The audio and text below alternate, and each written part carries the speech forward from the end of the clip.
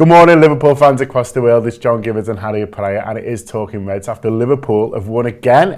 It's our fourth win on the bounce since that international break, Harriet, in 3 different competitions. It doesn't seem to matter who Liverpool pick at the moment. We must be on, it would be 20 plus, even outfield players at the moment, 2 different keepers. We're still keeping clean sheets. We're still winning games of football.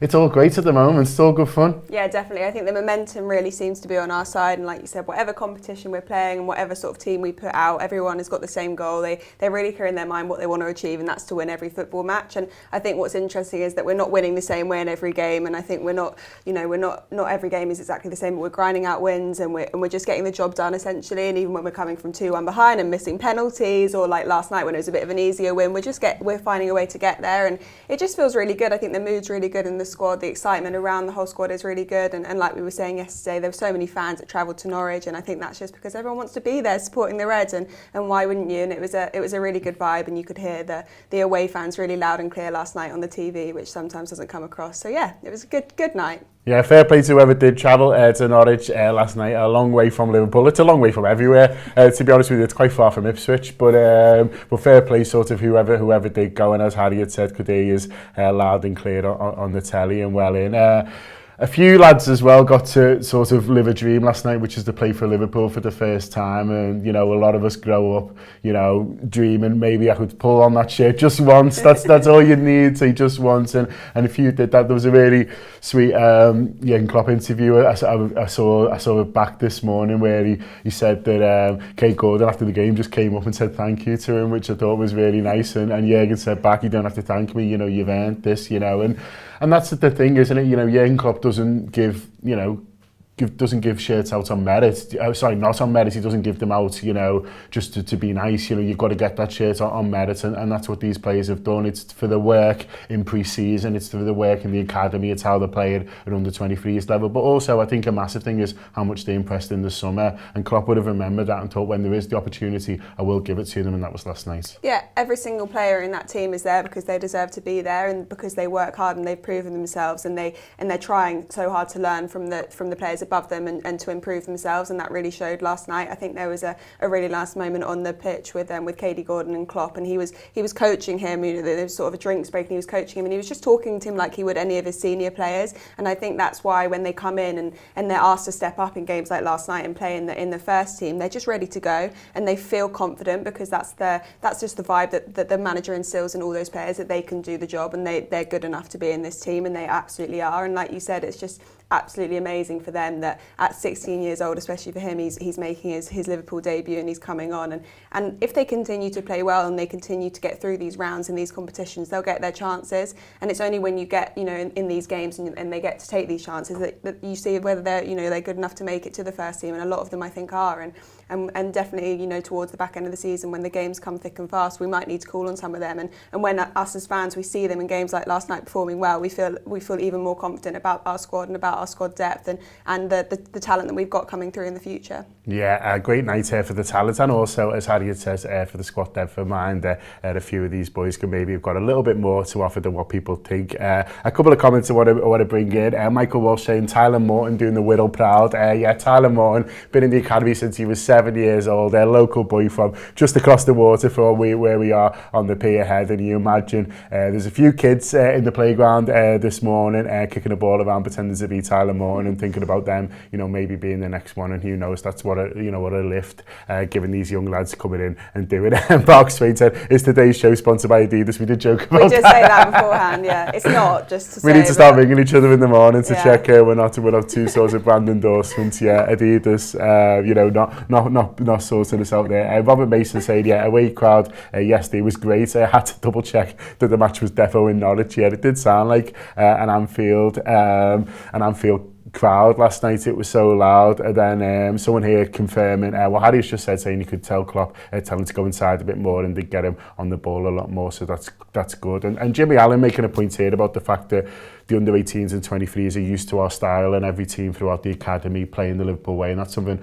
that we touch on a lot in our One for the Future shows that Josh hosts, is this idea of there's a lot of continuity at Liverpool at the moment. Someone like Pep Linders has actually been at the club a long time and came in to work in the academy, but has then sort of progressed through and ended up sort of working for the first team. But he was under 16s coach when we came in. I think that was sort of Trent's team, which was sort of nice for him. So he's someone who understands sort of the academy system well. Obviously, you've got a few others, who've been there sort of a long time now, and obviously, having Jurgen Klopp in place, for a manager who's believes in young players, but also believes in sort of continuity and things like that. Those sorts of really help, and you can see, it's not alien football to these young lads when they come in. Yeah, he believes in them and he also gives them a chance. A lot of managers don't do that. They think, we'll try them out in pre-season, but then never give them a chance in a cup game, for example. But he always does. And I think that was one of the really good things about when they moved to Kirkby and they sort of integrated all of the training with the academy teams and the younger teams with the first team, because they all learn the style of football that the first team are playing, and they learn from literally some of the best in the game. So that they're obviously picking up on that and really benefiting from that. And I think we did an In the Dugout with Barry Lutis from the academy, and if you haven't listened to that, definitely go and have a listen, because he was talking about how, obviously it's so disruptive to his team because all these players get pulled out to the first team, but that's everything they want. That's everything they work for. It's almost good for him if the team's getting disrupted, because it means that his players are getting chanced in the first team, and that's what they're setting them up for, to be able to be ready to be called upon.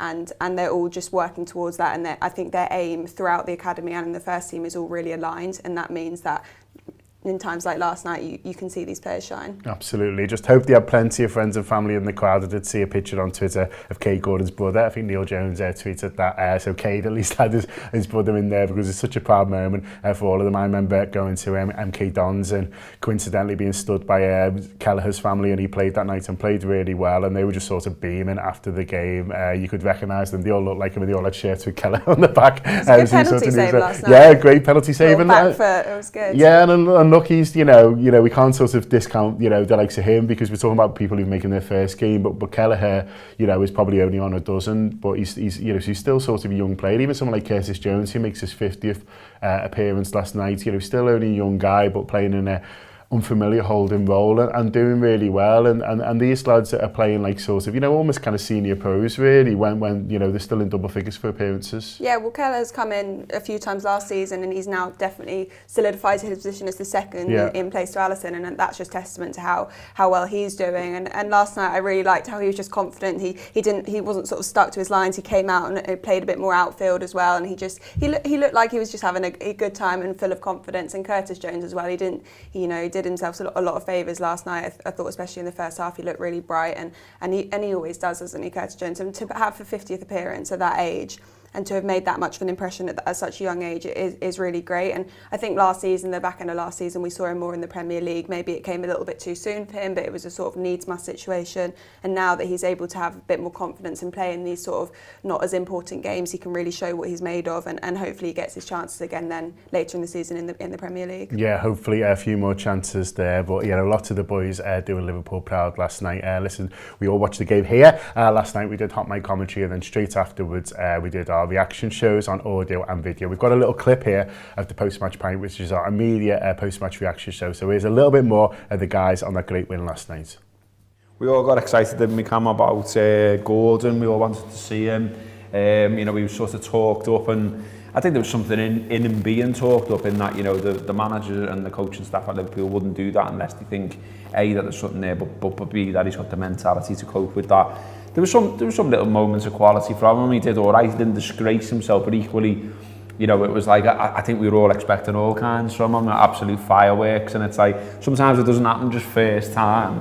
I mean, even we're all talking positively about Kelleher. I can remember Kelleher playing in this competition at a previous point, and everyone going, "He's not good enough." He's nowhere near good enough. And since then he's improved. He's taken his chance, and now we're talking about more than able number 2.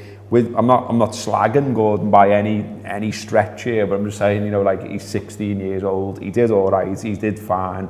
But you were like, he's 16 years old, and it'd be boss if he was the headlines tomorrow. But and he won't be now. Yeah, he won't. But at the end of the day, it was either going to be how it's been tonight, or he's going to get a hat-trick or something, then we're all talking about this next big thing. But at the end of the day, he did good enough. I mean, let's be honest, he's 16. So, I know, which is mad, isn't it? Which is absolutely, I think he was saying he's born in 2004, which is just absolutely He was 2 months old when Gerrard scored against Olympiacos. There's your facts of the day. But do you know what though, he's put a good performance in, and again, going through to the next round, you'd be more than confident giving him a game there. And at 16, with the look at the forwards who you've got, you can't really be expecting him to be getting much more than League Cup at this age, unless of course he was like Lionel Messi standards or something, do you know what I mean? Yeah. But at the end of the day, I mean, you can't knock him for what he did. So No, absolutely not. Him making the appearance should almost be the headline in itself. It shouldn't, you know, it's an expectation thing, isn't it? I think there'll be a lot of people, and it's on those people if they do it, well, who'll be slagging Conor Bradley off after tonight saying, oh, we had high expectations for him, and then he's being naive and giving a penalty away. Well, he's an 18, 19-year-old lad in the same way that Cade's a 16-year-old lad, and as you say, he shouldn't be expected to come and light up straight away. Him just being there in the first place is a testament to, you know, how quickly he's been on this journey, how much he's impressed his coaches, and also to the coaches as well, to be honest, who've got him to this point. That should really be the story in itself. If you want more of that, you can join on YouTube. If you're watching on YouTube, you can join our YouTube channel, or if you want to subscribe to the Anfield Wrap in full, just go to theanfieldwrap.com/subscribe for the best audio and video LFC media content anywhere, we believe as well, but we are a little bit biased. But yeah. No, it's true. There we are, confirmed. theanfieldwrap.com/subscribe for the best audio and video content anywhere on Liverpool, made by supporters, sharing the story of supporting Liverpool right here from the heart of the city. And it's exciting time to be a Liverpool fan, sort of on and off the pitch at the moment, and there was a nice little announcement this morning from Liverpool that they're ready to press ahead with the next stage of the Anfield Road development. It's interesting, they've been sort of very cautious along the way, really, you know, maybe in a post-pandemic world, or, you know, with sort of, you know, a bit of uncertainty and things like that. They haven't wanted, you know, too many stages to sort of, you know, get ahead of themselves, really. It's just been a step-by-step thing. Obviously, they've needed a lot of approval, both in terms of council approval, but also they've tried the best to speak to residents and do engagement along the way. Anyone who's been around Anfield the last couple of months will have noticed a lot of work being done on the ground, so getting everything ready for the next stage, and now they're able to announce that they are able to start building up, which is great news. And they've also, it's interesting, confirmed, I think, for the first time, that they want it ready for the start of the 23-24 season, so a little bit less than 2 years away. That ground will be finished and done. And it's funny, Harriet, because with these things, you know, maybe with a business head on, I should be thinking about revenue and things like that, but I always just think it's 7,000 more people who get to watch Liverpool. Yeah, absolutely. We were there. Was it last week we were filming the preview, and it literally was a full building site, wasn't it? So it would have been a blow if they weren't allowed to go any further, because it would just be a building site. They've had to, just cover it up again. Yeah, exactly. But no, I mean, we saw how much the sort of main stand was able to bring in, and all the new fans that were able to come and watch Liverpool, and the wait for season tickets and anything like that, it's just so long, and there's so many people with an appetite to come and watch the Reds, and why wouldn't you want to come to Anfield? So it's obviously great news that another 7,000, I think it is, are going to be able to come in every single match. And I think that the noise, especially this season, the first few games, and the excitement of being back, it's been so loud inside Anfield, and you kind of forgot how good the atmosphere is in there. And with another 7,000 added onto that, it's just going to get better and better. And I just really like that they're committed to staying at Anfield, improving Anfield, and, you know, that was never a consideration that a lot of, you know, teams move to new shiny grounds, and we never wanted that because Anfield's so special. Yeah. I don't think that would ever be replicated anywhere else. So to have that and to keep building that and extending that and working on that is a really positive thing. And I'm glad that the club have, you know, worked with the local area and the communities around to make that happen. Yeah, I mean, it's crazy to think now that we did nearly move, but it was obviously on the cards, that move, not far to Stanley Park, to a shiny new stadium. But I think, as Harriet says, they've gone completely the right way in terms of the redevelopment. They've kept the soul of the football club, the soul of the place, and all those memories to what you get when you go in there, your own and sort of other people's as well, you know, sort of are retained within that. And so hopefully, you know, this new development will look fantastic, and as I say, just allow a lot of people to get in there. A lot of people were asking us on Twitter this morning, what does this mean for is it season ticket waiting list? Is it corporate? Is it, you know, is it going to be sort of, you know, day by day? I mean, we don't know. Basically, we're not sure of how these tickets are going to be sort of allocated and what the sort of split's going to be. I would imagine there'll be a bit of everything, to be honest with you, a bit of general sale, a bit of corporate, and a bit sort of, you know, chopping away that season ticket waiting list. But what I would say is, you know, when they did that main stand development, a lot of people who I know sort of got to go for, not necessarily the first time, but more often. So someone I know who was on the waiting list, you know, got the season ticket that they've been waiting for about sort of 20 years. Others really benefited from, they did the L postcode seats and the £9 ones, and I know a lot of people who live in the area benefited from those. And it does make a noticeable difference. I know there's obviously millions of Liverpool fans around the world, so you might think, well, it's only sort of 7,000, but I found with that main stand, it did make a notable difference to more people I knew able to get in the ground. It does make a noticeable difference. I think even now when you ask people where they're sitting, a lot of them are in that new development in the main stand, and you have to think, oh, they're probably people that wouldn't have been able to get a ticket beforehand. So it's a lot more people. And you say it's only 7,000, but 7,000 every single match across the course of a season. You know, that's a lot of people being able to go to the football match for the first time. And obviously we don't know who it's going to be, but what we definitely do know is it's 7,000 more bums on 7,000 more seats, isn't it? So that can only be a good thing. And yeah, I think it's just great, a new development. And you know, a few people are saying about the COP being overshadowed, but that will never happen, will it? I don't think the COP's ever going to be overshadowed, so no one's got to worry about that. But it's just good that it'll just be a louder, more atmospheric than it already is Anfield, and that's something we should all be positive about. Yeah, something to be positive about City. Positive on the pitch, positive off the pitch. It's a great time to be a Liverpool fan, and it's a great time to subscribe to the Anfield Wrap as well. So make sure you are joining us for all our content. But in the meantime, have a lovely Wednesday. Big game on Saturday. We'll be previewing that, obviously, lots and lots over the next couple of days as well. But in the meantime, up the Reds and have a lovely day.